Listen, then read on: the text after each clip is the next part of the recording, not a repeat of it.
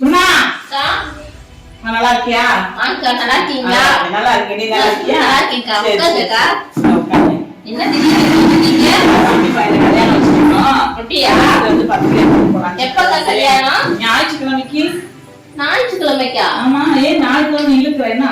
ஞாயிற்றுக்கிழமையா? பிரியாணி எல்லாம் உண்டு இல்ல? எல்லாம் உண்டு. பிரியாணி, சிக்கன் 65 எல்லாமே. என்னக்கா இப்படி ஞாயிற்றுக்கிழமை வச்சிருக்கீங்க? எல்லாமே வெரைட்டி. எல்லாமே ஞாயிற்றுக்கிழமை வச்சிருக்கீங்க. வந்துருங்க. ஞாயிற்றுக்கிழமை தான் வச்சிருக்கோம். நான் எல்லா விசேஷத்துக்கும் உங்க வீட்டுக்கு வரேன். ஞாயிற்றுக்கிழமை நான் பாக்குறேன்னா அப்புறம் நீ ஞாயிற்றுக்கிழமை நீ இழுக்கிற. நீ ஞாயிற்றுக்கிழமை வந்துதான் ஆகணும் அவசியமா. வா செல்வி. இல்லையா, நாளைக்கு சீக்கிரமா ஆலயத்துக்கு போகணும். ஆராதனைக்கு ஃபர்ஸ்ட் ட்ரிப்புக்கே போயிடலாமா? அதான்க்கா என்ன செய்யறதுன்னு தெரியல. நாளைக்கு ஃபர்ஸ்ட் ட்ரிப்புக்கா. இந்த ஜோமான சிஸ்டர் வேற வந்து பத்திரிக்கை வச்சுட்டு போயிருக்காங்க. அவங்க வேற போகலைன்னா கோச்சுக்குவாங்க. என் பிள்ளைக்கு எல்லா விசேஷத்துக்கும் வந்திருக்காங்க.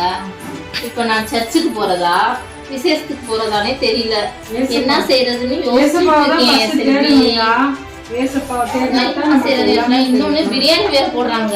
பிரியாணி முக்கியமா, நமக்கு ஏசப்பா முக்கியம். அதான் என்ன செய்யறதுன்னு தெரியல செல்வி. என்ன ஃப்ரெண்ட்ஸ், பிரியாணி முக்கியமா இல்ல பிரியமான ஆண்டவர் முக்கியமான்னு தெரியாம யோசிச்சுட்டு இருக்கீங்களா?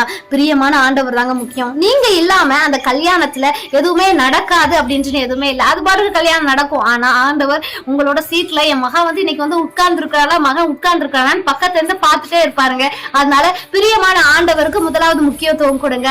யாக்கோபுல அழகா ஒரு வசனம் இருக்கு, உலகத்திற்கு சிநேகிதனா இருக்க விரும்புகிறவன் தேவனுக்கு பகைஞனா இருக்கிறான் அப்படின்னு சொல்லி. அப்ப தேவனுக்கு பிரியமாக சிநேகிதனாக இருக்க விரும்புகிறவன் என்ன செய்யணும்? ஆமாங்க, உலகத்துக்கு பகைஞனா எனிமியா நீங்க மாறணும். உலகத்திற்கு உங்களை சுற்றி இருக்கிறவங்களுக்கு எனிமியா மாறினால் மாத்திரம்தான் தேவனுக்கு பிரியமாக இருக்க முடியும். ஆமென். இந்த வசனத்தின்படி இனிமே நடக்க ஆரம்பிங்க. God bless you.